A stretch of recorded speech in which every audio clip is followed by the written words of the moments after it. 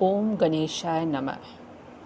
आज हम आपके सामने ज्ञान और संसार का एक और अध्याय लेके आए हैं।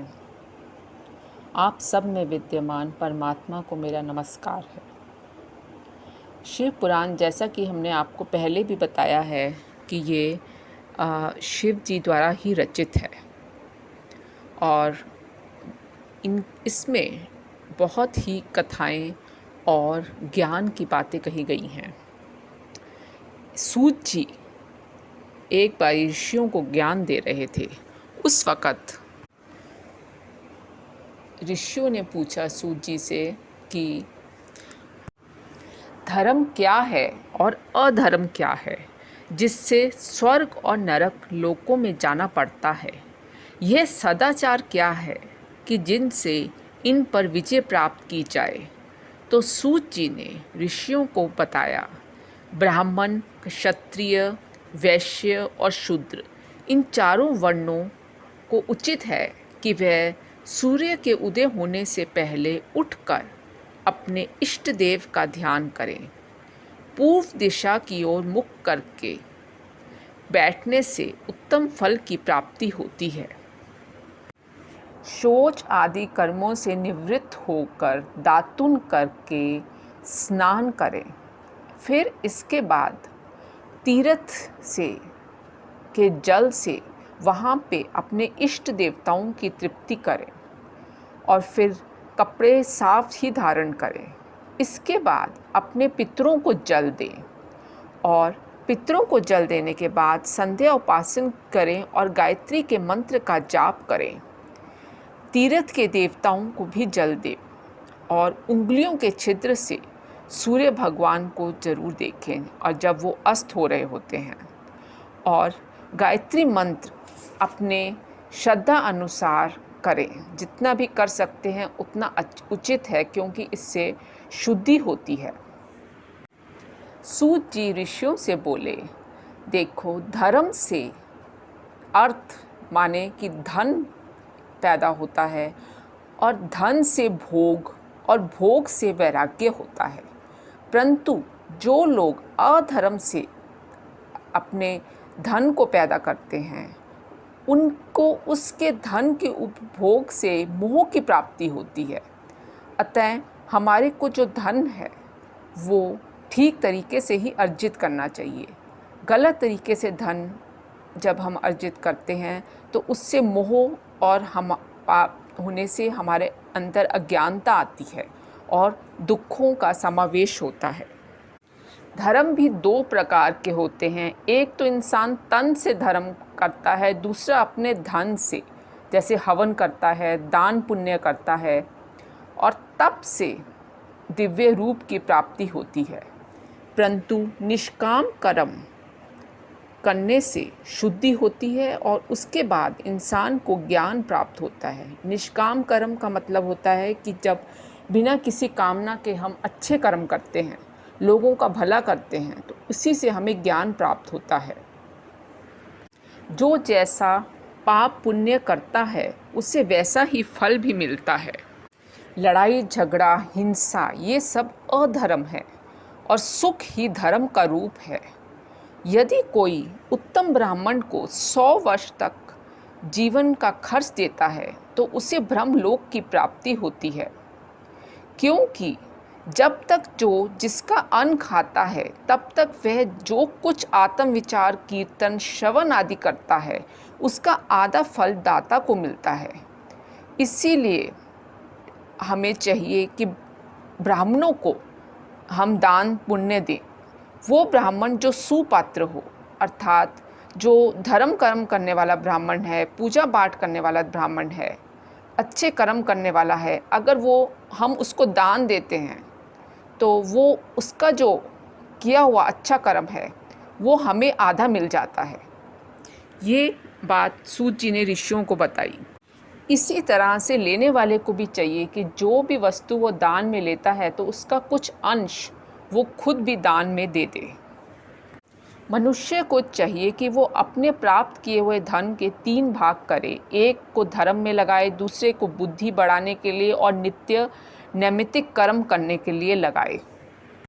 इंसान को चाहिए कि वो अपना गुजारा थोड़े ही पैसे में करे और बचत का कोष भी निर्धारित करे, किसी को कष्ट ना दे और दान के लिए पैसे ज़रूर निकाले। जिस प्रकार कोई किसान अगर धन कमाता है तो उसको पाप शुद्धि के लिए उसका 10वां भाग दान देना चाहिए और बाकी के धन से उसको धर्म पूर्वक गृहस्थी चलानी चाहिए, अन्यथा वो रौरव नरक में जाता है। बुद्धिमान जो होगा वो हमेशा कुछ अपना कमाया हुआ धन जो है दान के लिए ज़रूर रखेगा। अगर वो नहीं रखता है तो उससे उसकी बुद्धि भ्रमित हो जाती है, और जो किसान होता है उसके यहाँ अन्न भी पैदा नहीं होता है अगर वो दान के लिए थोड़ा पैसा नहीं रखता है। तो ऐसा ही व्यापार में भी होता है कि व्यापार में भी अगर आपने जो धन कमाया है उसका 6वां भाग दान करें, और अगर कोई आपसे कुछ मांगता है तो आपको उसको मना नहीं करना चाहिए, नहीं तो जन्म जन्मांतर के लिए आप उसके ऋणी हो जाते हैं। और दान जो है वो हमेशा सुपात्र को देना चाहिए। कहने का अर्थ ये है कि अगर इंसान आपके लिए हुए दान से गलत काम करता है, शराब पीता है, जुआ खेलता है, तो उसका भी पाप आपको लगता है। तो इसीलिए हमेशा किसी ज़रूरतमंद को या किसी ब्राह्मण को जो सचमुच जिसको बहुत ज़रूरत है, ऐसे इंसान को ही दान दिया हुआ लगता है। बुद्धिमान को चाहिए कि वह दान देकर दूसरों को कभी ना बताए। कानों से सुना और आँखों से देखा दोष भी मत कहे। और हमें सुबह और शाम दोनों समय ही संध्या करनी चाहिए, पूजा करनी चाहिए और हवन करना चाहिए। परंतु अगर हम सुबह और शाम संध्या हवन नहीं कर सकते तो एक समय हमें अवश्य पूजा करनी चाहिए। और अगर हम ना बुझने वाली अखंड अग्नि स्थापित नहीं कर सकते हैं तो जप द्वारा ही या सूर्य देव की वंदना करके ही हम पूजा कर सकते हैं। सूत जी ने ऋषियों को बोला कि अग्नि में, आग में द्रव्य युक्त हवन करना अग्नि यज्ञ कहलाता है। हे ब्राह्मणों, ये कई प्रकार का होता है। जो समिधा में हवन किया जाता है, और दूसरा ब्रह्मचर्य अग्नि जिसमें ब्रह्म आदि का बाहुल्य होता है। जब तक इंसान का विवाह नहीं होता है, शादी नहीं होती है, तब तक वह ब्रह्मचारी है, और जब विवाह हो जाता है तब उस वक़्त उसे 2 समय अग्नि का यज्ञ करना चाहिए। परंतु जो महापुरुष होते हैं वो अपनी आत्मा में ही अग्नि को आरोपण कर लेते हैं और वनवासी होते हैं। ऐसे यतियों को तो समय पर थोड़ा और हितकर भोजन कर लेना ही अग्निहोत्र है, अर्थात इंसान को बहुत भारी भोजन नहीं करना चाहिए। और जो ब्राह्मण होते हैं उनको सायंकाल अग्नि आहुति से संपत्ति प्राप्ति होती है, और सुबह के समय अग्नि आहुति से आयु बढ़ती है, तथा दिन में इंद्र आदि सब देवताओं के उद्देश्य से अग्नि में जो आहुति दी जाती है वह देव यज्ञ कहलाता है। सूत जी बोले, प्रत्येक दिन जो वार होता है उसका अपना ही देवता है, और उनकी पूजा करने से संपत्ति, व्याधि, नाश, पुष्टि, आयु, भोग, मृत्यु, हानि से, अर्थात तरह तरह के इच्छाओं की पूर्ति के लिए जो भी मनुष्य होता है वह पूर्ण होता है। जिस भी देवता को प्रसन्न करना हो उसका मंत्र, होम, दान और तप करें। नेत्र, सिर एवं कुष्ठ रोग की शांति के लिए आदित्य देव की पूजा करके ब्राह्मणों को भोजन कराएं।